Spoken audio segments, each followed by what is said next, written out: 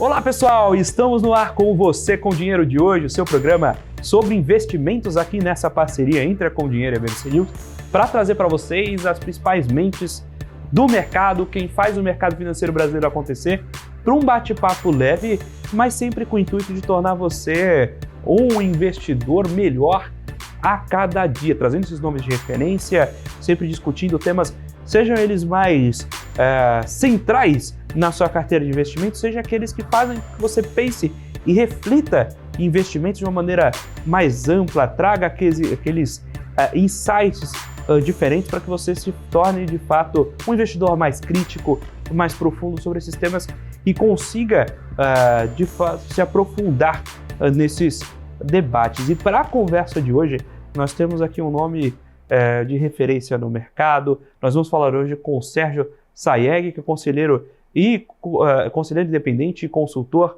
Vamos falar um pouquinho sobre os conselhos de administração das empresas, sobre, de fato, o mundo corporativo e como a gente faz essas pontes das finanças corporativas e dos investimentos no mercado financeiro brasileiro. Sérgio, é um prazer recebê-lo aqui no Você com Dinheiro de hoje. Mais que um prazer, é uma honra estar com você, que tem um programa bastante assistido, né? E que tem uma repercussão bastante positiva aí no mercado. A gente tem um prazer, uma honra imensa pela audiência, qualidade da audiência que a gente tem, de fato. Já tinha excelentes recomendações suas pela turma. O Bolívar Godinho fala sempre muito bem de você. De trabalho. Diretamente hoje, o convite aqui foi uma motivação do professor Ricardo Humberto Rocha, do INSPER, nosso colega no INSPER, e falou: olha, precisa levar lá o Sérgio, que ele tem muito a dizer e isso pode fomentar bastante a discussão. E a gente acaba triangulando essas recomendações. Nossos espectadores trazem essas sugestões de qualidade e as próprias pessoas, o Ricardo participou já conosco do programa, os próprios convidados viram espectadores e a gente vai tornando essa engrenagem, vai azeitando essa engrenagem, trazendo sempre pessoas de muito gabarito aqui para essa conversa com o nosso público. Agradeço a gentileza e vamos aqui tentar alcançar aí o seu objetivo e tentar apresentar para o nosso público aí alguma história, alguma experiência desses meus 48 anos de vida em mercado de capitais, mercado financeiro, mercado corporativo. Eu tenho um carinho muito especial pela pesquisa em governança corporativa e a atuação, especialmente do conselheiro independente, sim, na oxigenação da companhia. Você teve uma participação, inclusive, na concepção do que é a atuação dessa figura aqui no Brasil. Então eu queria aproveitar essa oportunidade e perguntar para você trouxesse essa definição. Qual é o papel de um conselheiro independente numa companhia? Papel, uma palavra que é muito importante, né?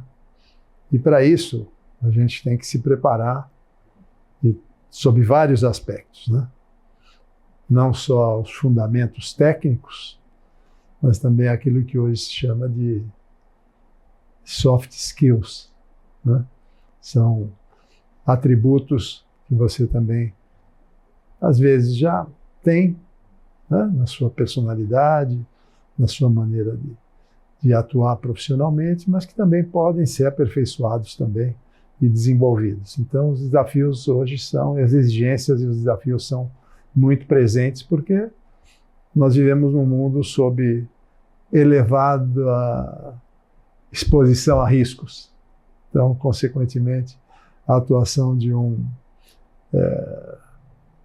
agente independente de governança corporativa, que é como eu me atrevo a me apresentar hoje em dia, né, resulta de uma longa vida e que continuo diariamente aprendendo e buscando incorporar não só ensinamentos, né, por parte das circunstâncias às quais a gente está exposto, mas também por referências de outros colegas importantes que também nas interações, nos nossos convívios, também com excelentes profissionais com quem eu tenho o privilégio de conviver nessa mesma função, também se aprende e se renova, né, para poder continuar tentando contribuir, em última instância, para os melhores resultados para todos os stakeholders, todas as partes relacionadas e interessadas em companhias, né? Nos mais diversos portes, nos mais diversos segmentos, não só companhias listadas em bolsa, mas também outras companhias, outras estruturas, né, familiares, como no Brasil são preponderantes, enfim, os mais diversos espectros aí que eu tenho tido o privilégio de atuar e continuo presente em situações que são diferentes entre si e que me obrigam a diariamente ter às vezes um reposicionamento dependendo de cada caso, né, em que se esteja se tratando e envolvido. E como você comentou esses diversos casos, como o conselho gera valor nas companhias? Essa é uma expressão clássica, né, hoje em dia, de gerar valor, criar valor, né? Mas o valor no singular talvez seja um pouco simplista, né? Tem vários valores, né? Diversas naturezas de incremento que se procura alcançar e motivar companhias para se direcionarem e poderem incorporar esses resultados melhores, criando, então, valores diferentes. Não só o valor do ponto de vista econômico-financeiro, que isso acaba sendo, vamos dizer, métricas mais ou menos clássicas, mas também outros valores de natureza não conceituais apenas, mas hoje em dia você sabe que os critérios aí relacionados à parte de ambiental, social, também são valores que estão sendo obrigatoriamente incorporados não só na estratégia das companhias, como também, né, no seu dia a dia e permeando toda a estrutura da organização, desde o chamado topo da pirâmide decisória até o mais humilde colaborador, né? Todo o time, é sempre um time. Então, isso também leva. Então, as coisas vão acontecendo, vão se modificando, e a gente vai, às vezes, fazendo esforços maiores ou menores para poder buscar um ajuste e a contribuição de um conselho bem organizado, bem composto, para também, em consenso, proporcionar resultados positivos para, repito, todas essas partes interessadas. Como se preparar para ser um elemento independente no conselho?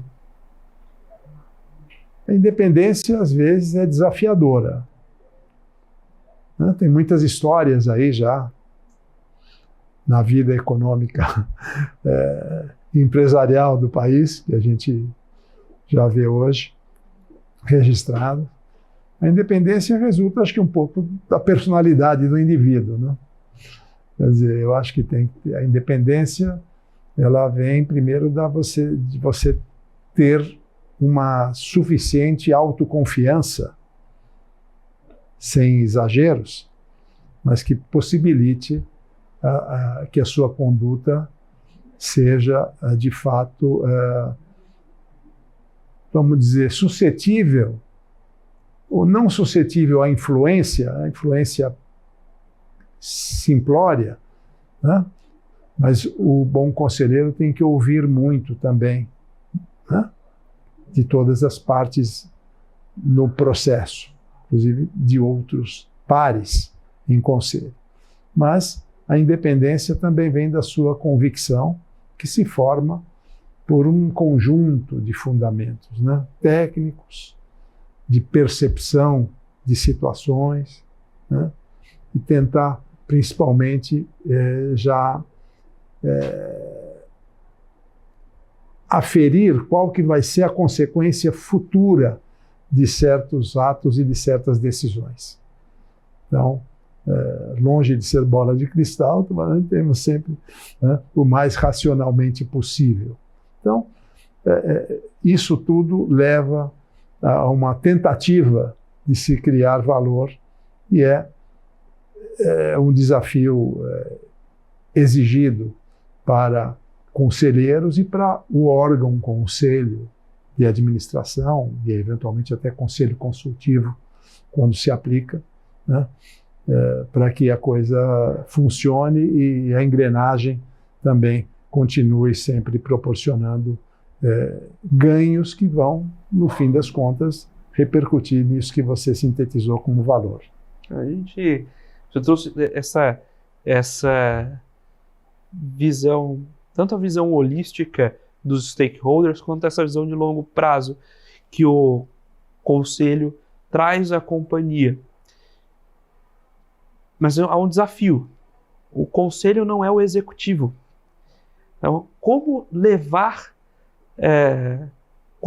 digamos, eu vou usar o termo impor, mas não queria que ele fosse encarado de uma forma tão radical, mas como impor a sua visão, suas opiniões na companhia, dado que você já não é o executivo da companhia. Sim. Eu, por ter sido executivo durante algumas décadas... Que é o comum, geralmente grandes conselheiros vieram da carreira de executivos. Sim. Então, eu já estive nas mais diversas situações, né, dentro da minha carreira, que se desenvolveu, vamos dizer, de uma maneira coerente na minha própria avaliação, e que isso também leva a você saber como que é executivo, porque eu já me reportei a conselhos. Então, eu também já estava na outra ponta, né? Mas, em vez de impor, talvez seja o caso de usar o verbo compor, né? Talvez compor, porque a composição, né, dentre as esferas organizacionais, um conselho de administração e os gestores da companhia, o ideal é que a composição resulte no melhor resultado possível em benefício da companhia, sempre em benefício da companhia e por conseguinte, da companhia vai repercutir também para os seus investidores, para aqueles que têm interesse econômico na companhia. Se a companhia vai bem, né, obviamente que os seus acionistas, os seus interessados no que diz respeito a retorno, né, econômico, financeiro, também deve repercutir positivamente. Então, essa química da composição com o executivo, no meu ponto de vista, tem se modificado um pouco nos últimos anos. Porque a teoria, né, a teoria da governança corporativa sempre determinava, né, que você ficasse o mais distante possível da gestão. Que você ficasse atento, observasse, opinasse. O que a gente vê hoje em dia é, na maioria dos casos, e eu entendo desejável, um pouco de humildade também por parte dos executivos, né? Normalmente você tem uma liderança, tem o presidente, o CEO, né? O líder dos executivos, que ele tem, via de regra, um pouco mais de proximidade também com o conselho de administração, muitas vezes na pessoa do presidente do conselho de administração, que exerce um papel importante, né? Mas, enfim, falando então dos dois blocos, diretores como um todo, conselheiros como um todo, sem nenhuma indisciplina de relacionamento, né? E sem nenhuma transgressão de fronteiras, que eu respeito muito essa fronteira, mas do ponto de vista prático, quanto mais você se tornar confiável ou tornar a relação confiável do executivo para o conselheiro, do conselheiro para o executivo, isso vai repercutir muito positivamente. Quer dizer, é uma química que depende muito da personalidade dos indivíduos, depende do senso de poder que às vezes querem ter os membros dos dois blocos, tanto os gestores, né, quanto conselheiros. Tem uma série de particularidades e que em cada situação existem exigências, e o ideal é que, no fim das contas, a coisa se resulte num relacionamento equilibrado, fluente, né? E em benefício, como eu digo, em benefício de todas essas partes da companhia e, consequentemente, também dos investidores na companhia, né? Na prática, isso é longe de ser simples, né? E queria trazer um outro ponto também. A gente costuma pensar a formação desses órgãos, desses conselhos, em empresas, especialmente empresas listadas, sim, muito pela absorção do minoritário, né? Que é um acionista que não é controlador. Então, você ter um terceiro elemento que pensa a estratégia da companhia, que não é nem o dono nem o executivo, vem uma força latente e natural. Mas como é a composição de um conselho para uma empresa, eventualmente, como você trouxe, uma empresa familiar, eventualmente uma empresa que não foi listada, mas que já quer se organizar com esses crivos mais altos de governança? Eu entendo que os requisitos de uma governança, eles são aplicáveis em toda e qualquer companhia na devida dosagem. Costumo dizer que não há receita de bolo para governança corporativa. Eu, como consultor de algumas empresas, já anteriormente e no presente, eu procuro conhecer a fundo, né, todos os componentes daquele grupo familiar. Não só, vamos chamar assim, as questões do negócio em si, mas, muito importante, conhecer as questões culturais e, mais do que isso, conhecer o que normalmente está muito presente, que é mais de uma geração que esteja mais ou menos já dentro da companhia. Então, isso é muito importante porque o tempo passa muito rápido e a gente tem visto uma troca de gerações na condução de empresas, né? Então, esse conhecimento, essa familiaridade, né, em relação a todas essas questões que muitas vezes são subjetivas e até individuais, que você tem às vezes dois irmãos que são sócios numa empresa, mas eles são completamente diferentes entre si. Às vezes você tem um filho de um irmão que é mais parecido com o tio do que o sobrinho do outro.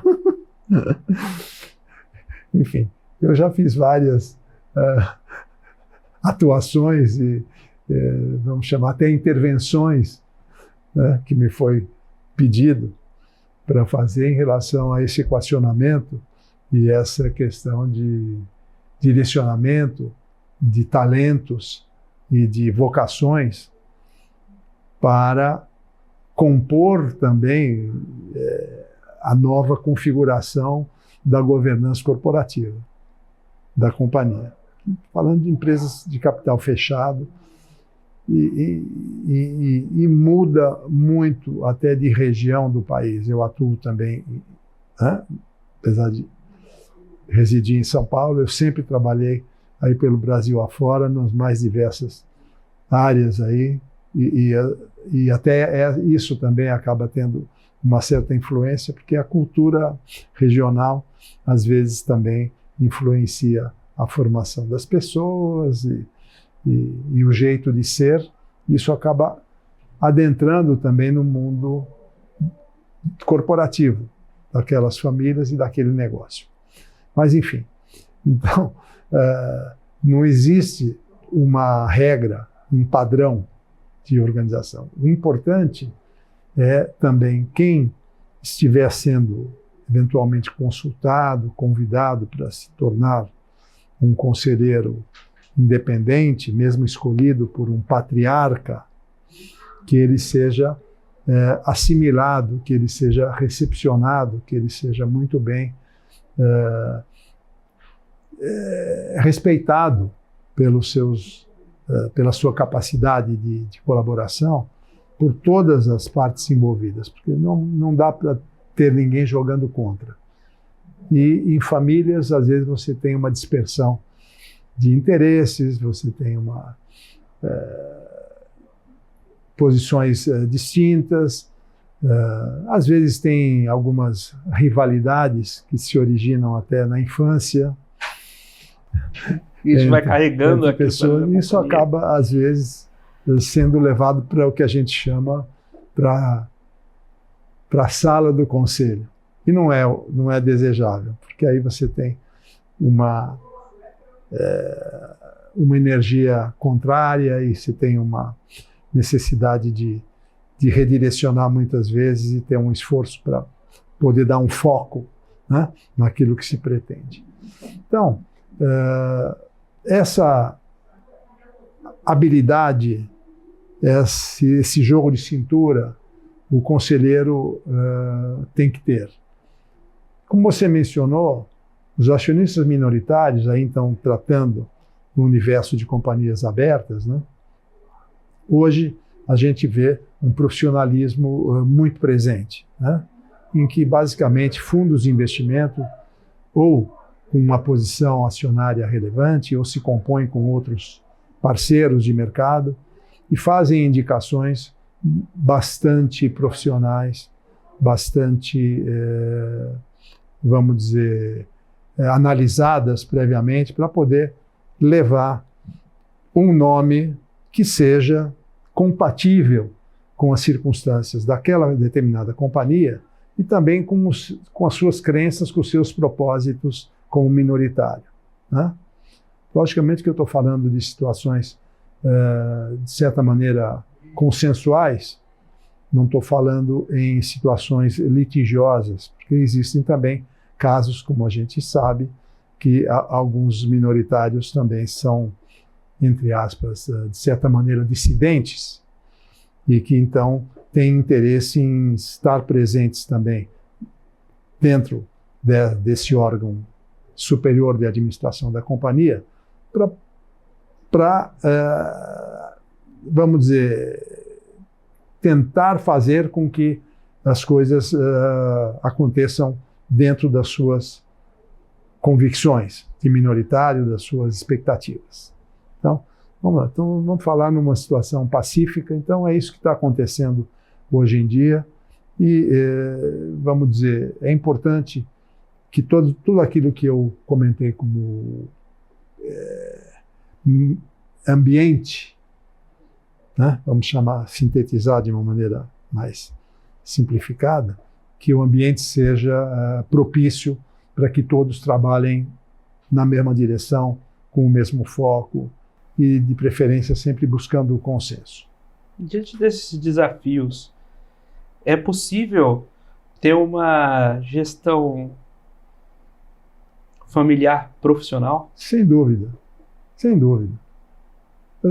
Não deve haver preconceito contra familiares, né? Você tem talentos e gênios em...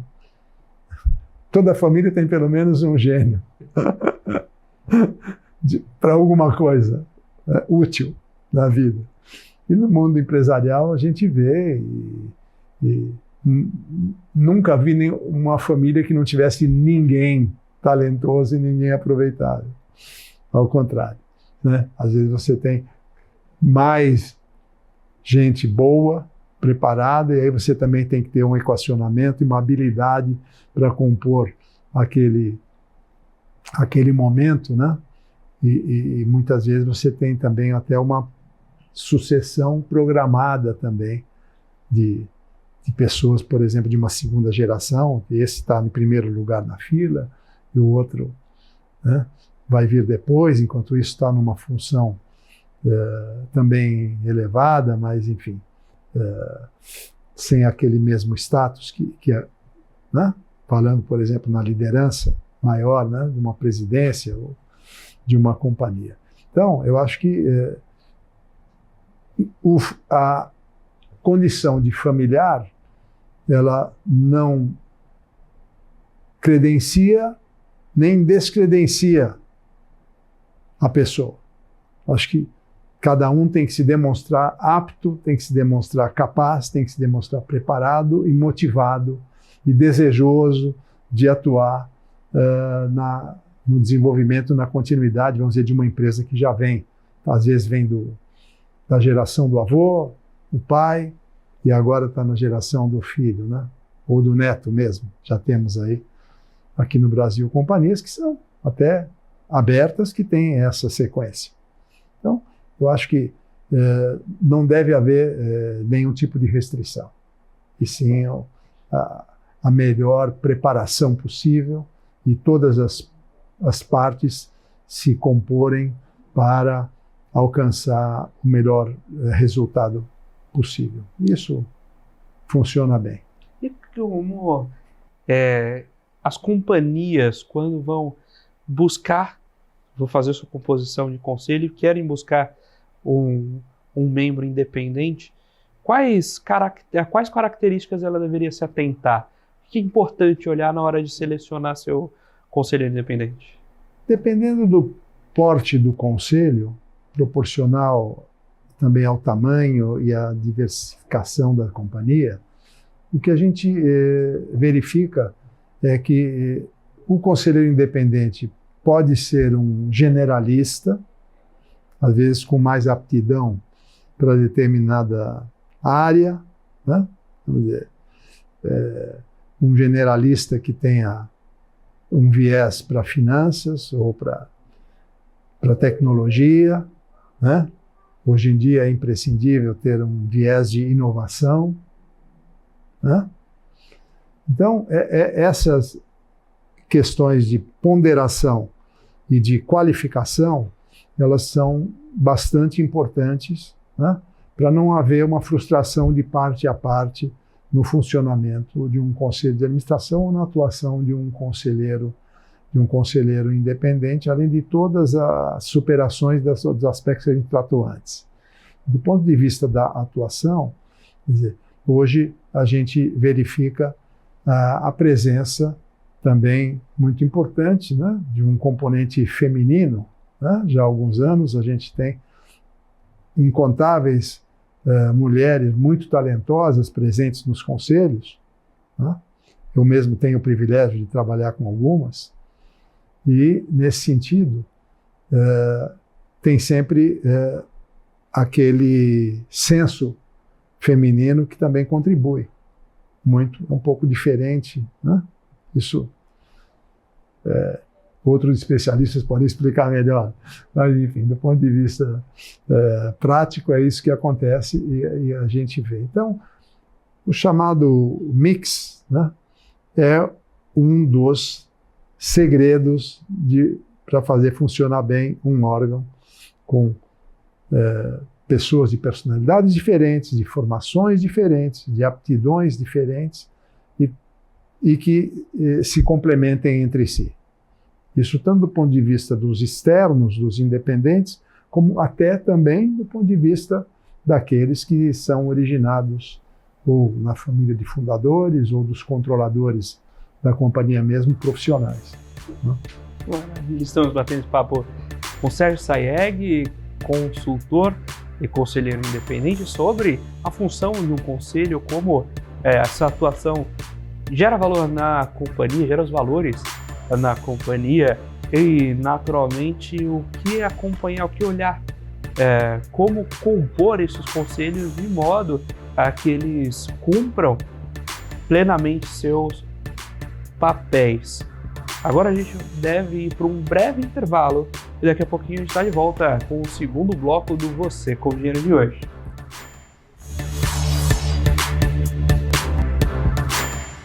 Olá pessoal, estamos de volta aqui para o segundo bloco do Você com Dinheiro de hoje, batendo um papo com Sérgio Sayeg, conselheiro independente, consultor de diversas companhias, batendo papo sobre a atuação dos conselhos, sobre como tirar o máximo valor desses órgãos, o que pensar, o que observar nas composições.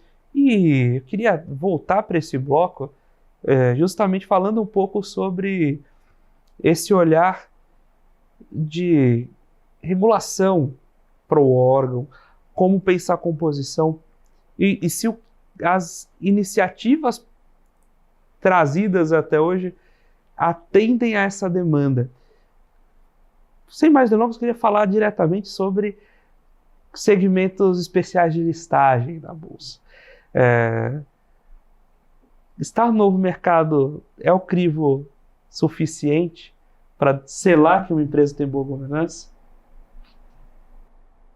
Infelizmente, não. É o que temos. É o que tem para hoje. É o que temos para hoje. O que temos desde 2000. Desde o ano 2000. Nós estamos em 2024. Por coincidência, eu atuei numa das empresas que foi das duas pioneiras do novo mercado, né? A Natura foi uma empresa, a primeira a ser listada no novo mercado, lá em 2004, e a outra foi a Sabesp. Sabesp, que está sendo agora complementada a sua, ou melhor, sendo levada à sua privatização, no momento. Então, eu fui responsável pela área de relações com investidores e levantamento de recursos no mercado nacional e internacional na Sabesp, e ela era listada simultaneamente na Bolsa de Nova York e no novo mercado da então Bovespa. Então, nós estamos falando de uma vida de 20 anos no papel e 24 anos no papel e 20 anos, 2004 a 2024, agora. E o que a gente vê é que o regulamento está sendo periodicamente revisto, como agora a B3 colocou em discussão, mas a gente não vê, infelizmente, o crescimento da massa crítica.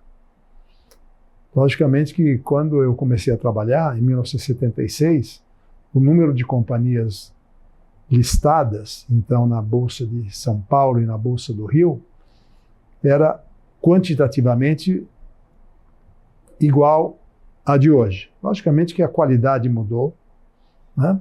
Nós temos hoje no segmento mais nobre, que é o novo mercado, um número bastante razoável de companhias, mas o que a gente vê é que o crescimento não ocorre. Ele se verificou nas ocasiões em que eu entendo tenham havido bolhas no mercado.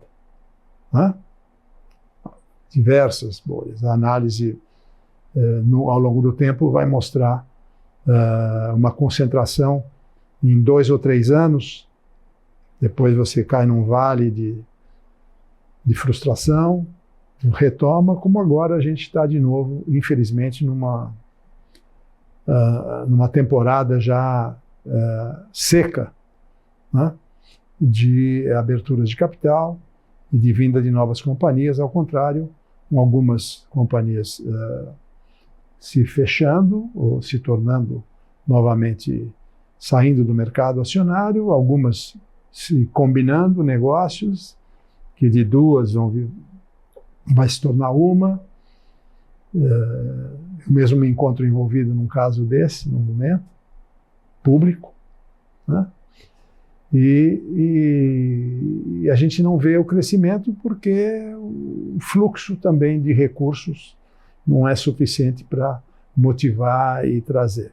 Do ponto de vista das regras, elas estão aí sempre das melhores intenções, tanto da B3, quanto da CVM, quanto do mercado que se autorregula, né?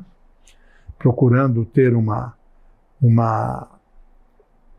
atuação que seja suficientemente segura para o investidor não controlador, vamos dizer assim, mas nós vimos diversas válvulas de escape que o regulamento proporcionou, né? Os advogados são muito criativos, eles conseguem, por vezes, dar uma nova interpretação àquilo que está escrito e conseguindo com isso alguns efeitos, infelizmente, contrários, né, e desestimuladores para os investidores não controladores, às vezes, tanto, né, atingindo e contrariando os institucionais e, em muitos casos, também até o investidor individual, que é uma força que foi presente aí uns anos atrás e que, infelizmente, hoje acabou se direcionando mais para outros produtos, né, que não o investimento puro em ações e muito menos em fundo de ações que não cresce, né? Então, eu acho que é importante, seria muito desejável, no meu humilde ponto de vista, que houvesse uma reflexão sobre certas exigências que são feitas para as companhias, que na verdade estão impondo ônus e custos bastante desproporcionais a benefícios que eventualmente essas companhias que pretendem vir a mercado possam alcançar. Então, quer dizer, nós temos aí, eu tenho a impressão, um nível de barreira, né, que não está sendo amigável, né, não está sendo um fator que contribui para a vinda de mais companhias ao mercado. Isso eu acho que agora mesmo, repito, está havendo aí uma revisão, início de discussão de novas mudanças no regulamento da B3. Será que é importante energia nessa direção? Será que isso vai contribuir ou vai apenas arrochar mais do mesmo? Entendeu?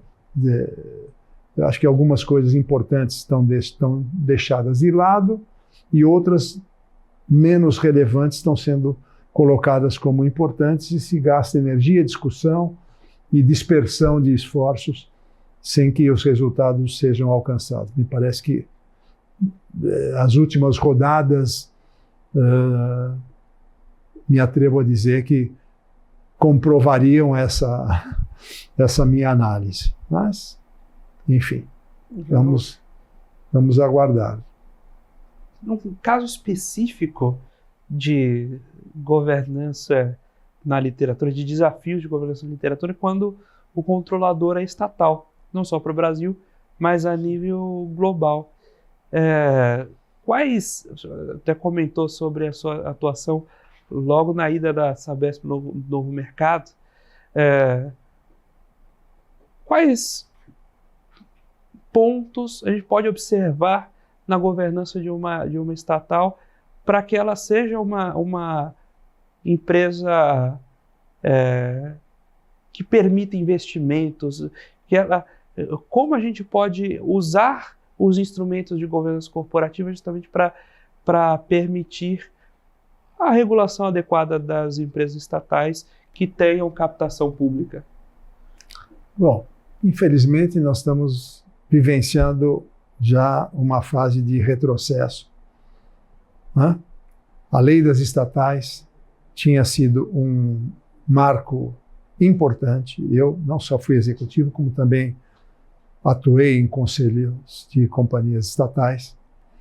né, sob essa lei, né, e a lei aperfeiçoou bastante os mecanismos de controle e composição dos órgãos de direção da companhia e de administração da companhia.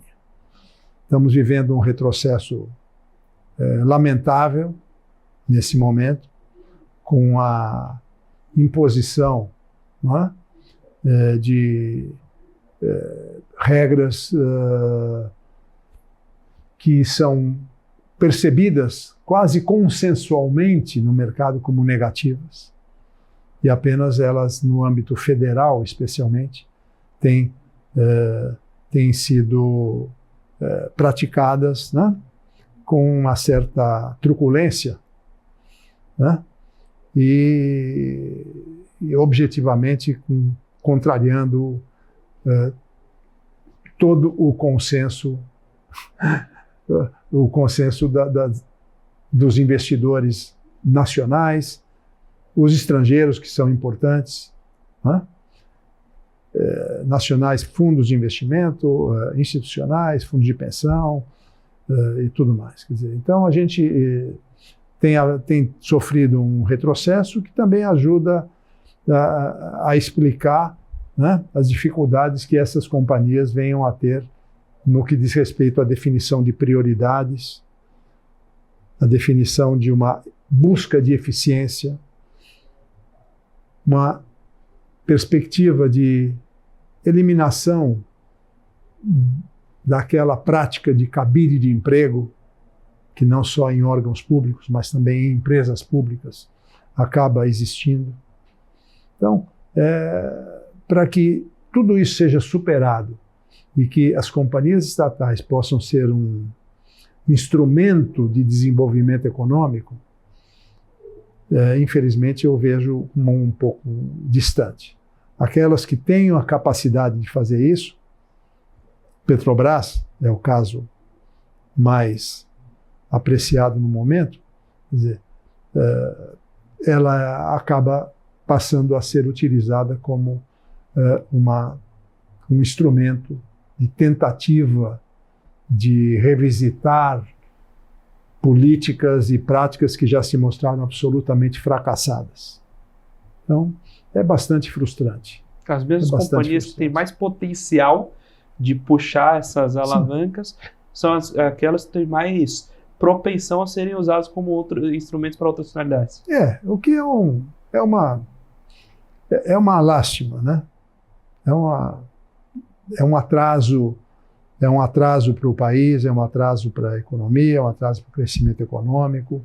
Tudo isso é muito triste, e todos nós temos que continuar questionando, porque se espera que em algum momento venha a se adquirir consciência desse equívoco.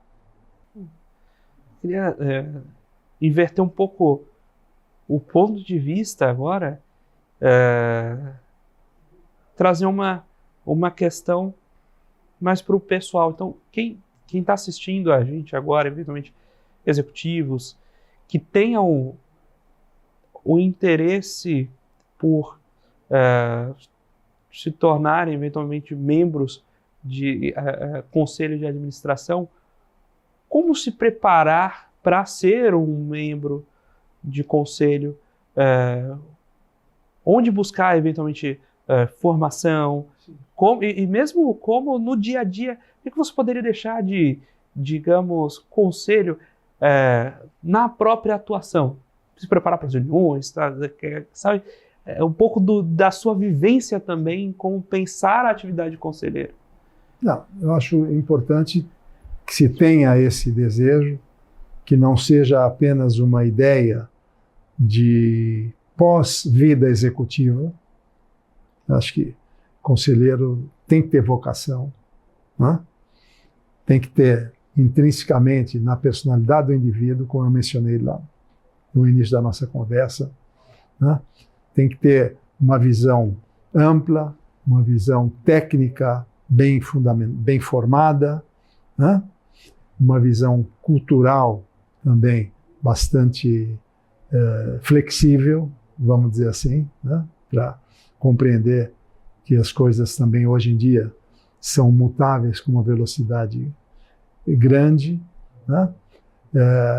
Existem oportunidades em diversas entidades no mercado brasileiro e internacional de formação de conselheiros. Obviamente que o Instituto Brasileiro de Governança Corporativa, o IBGC, é o mais notório aqui que a gente tem, que oferece, vamos dizer, não só cursos, né, em várias escalas de maior ou menor duração para isso, né? Isso proporciona também convivência com outros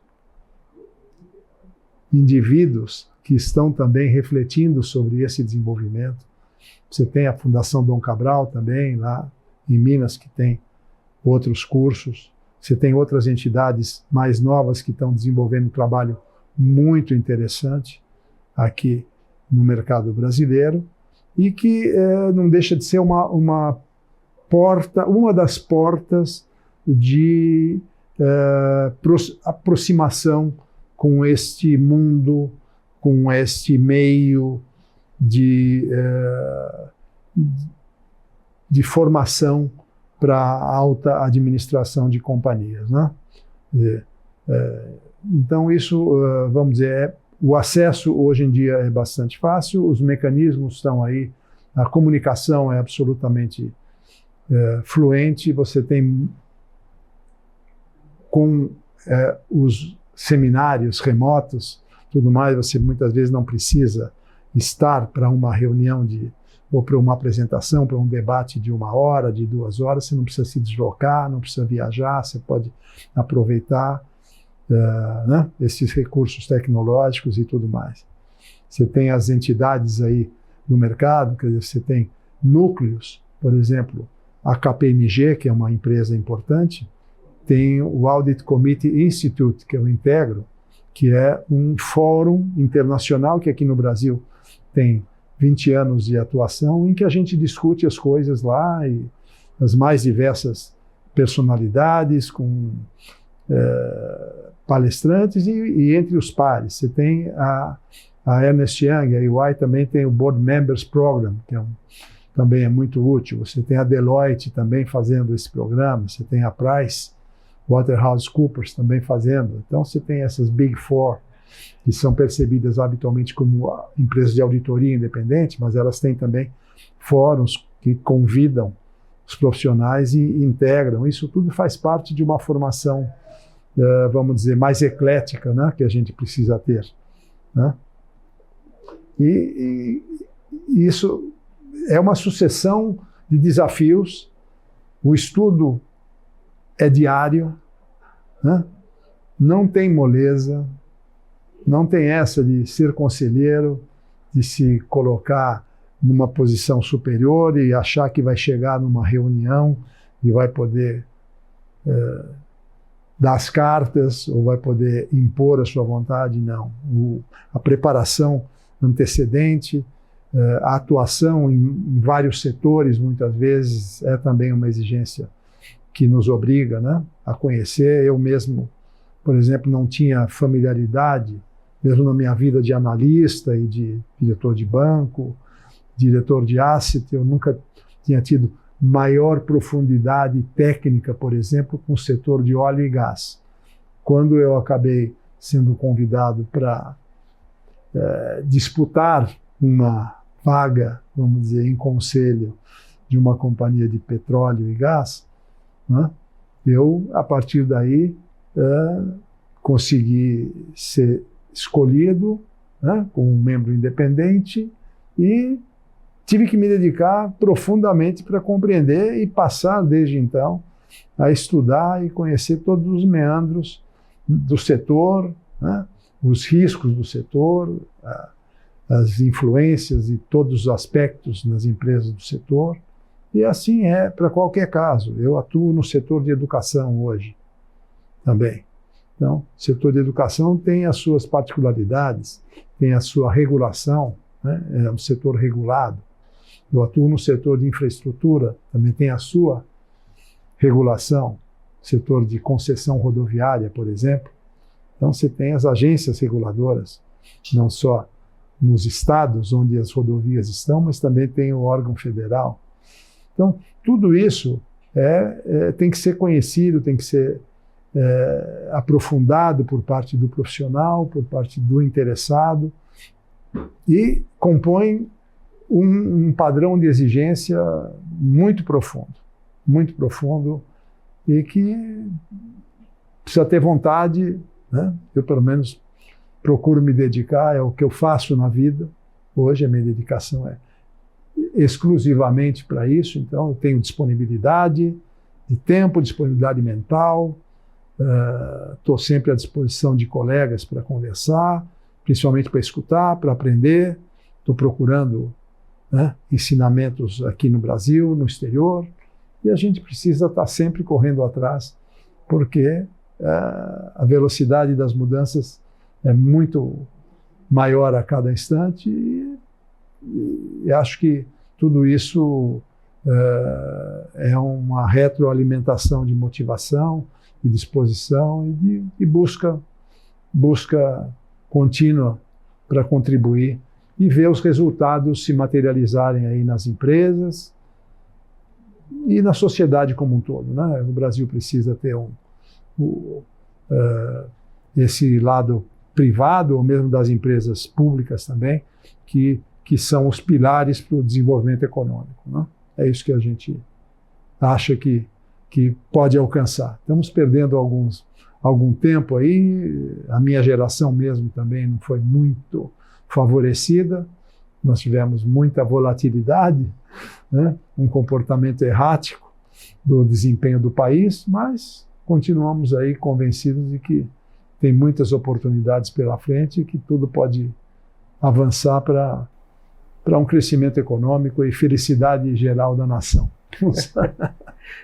Muito obrigado pelo seu tempo, por ceder esse bate-papo conosco. Foi um grande prazer ouvir um pouco dessas histórias. A gente poderia... História tem muito mais.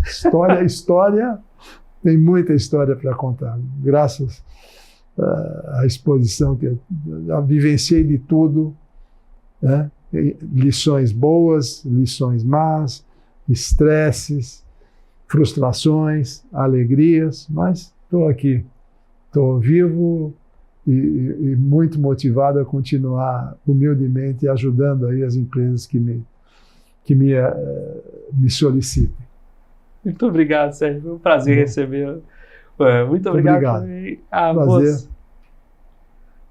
Prazer, uma honra e a continuidade de sucesso aqui no programa que a gente já costuma acompanhar, e vamos adiante aí, esperando que você continue trazendo aí todas essas vozes importantes aqui pro programa. Muito obrigado. Muito obrigado a você, telespectador aqui da VMC News, investidor e profissional de mercado, pela sua companhia, pela sua audiência. Você com Dinheiro vai ao ar de segunda a sexta, sempre aqui no mesmo horário, com o intuito de trazer essas mentes que fazem e pensam o mercado financeiro brasileiro para um bate-papo leve, mas sempre com o intuito de tornar você um investidor melhor a cada dia. Se você quiser saber um pouco mais sobre a Com-Dinheiro, como ela pode ajudar você e o seu negócio, visite www.comdinheiro.com.br, deixe também seu contato lá no contato@comdinheiro.com.br. Você com o Dinheiro de hoje vai ficando por aqui. Muito obrigado e até a próxima.